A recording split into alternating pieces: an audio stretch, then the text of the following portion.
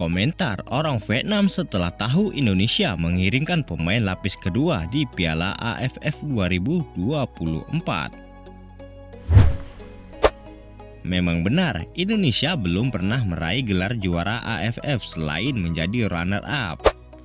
Biarkan Indonesia menyalakan petasan dalam pertempuran. Saya tertawa nanti, jangan terburu-buru bereaksi, biarkan mereka menjadi kuat juga. Jika tiba waktunya ke Piala Dunia, tetaplah di rumah dan awasi.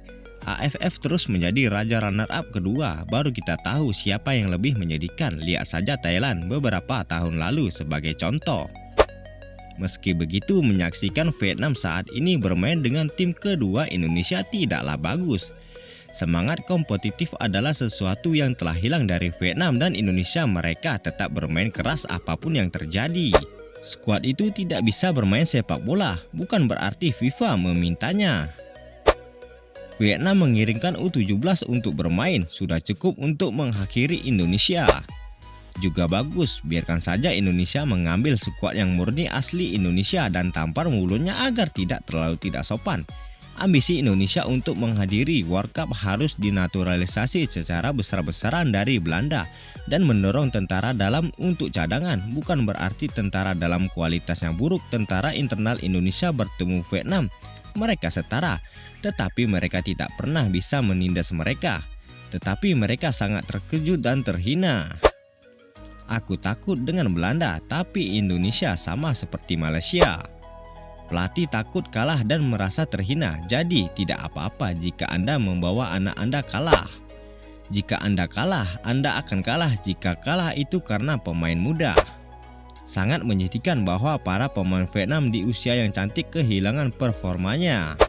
Masyarakat Indonesia tidak mau ketinggalan turnamen apapun jika Pak Sintayong tidak memenangkan kejuaraan AFF dan tersingkir dari kualifikasi Piala Dunia. Lalu siapa yang tahu apa yang akan terjadi awal tahun depan? Saya juga berharap sepak bola Vietnam dibubarkan.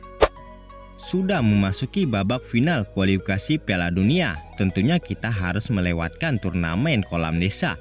Indonesia memberikan kesempatan kepada pemain dalam negeri, bahkan pemain muda sekalipun, merupakan keputusan yang tepat untuk masa depan. Itu juga bagus bagi Vietnam untuk memiliki satu lawan yang kurang kuat dan peluang untuk mencapai final. Tahun ini Thailand kembali menang. Nyata, tapi kalau seluruh timnas Vietnam hanya menang di grup U22 Indonesia saja, maka disebut bagus. Tapi kalau kalah, mereka akan bilang timnas keseluruhannya kuat, tapi kalah dari grup U22 Indonesia terlalu memalukan. Harus dikatakan bahwa Indonesia terlalu bagus dari kelompok umur U23 hingga timnas saat ini.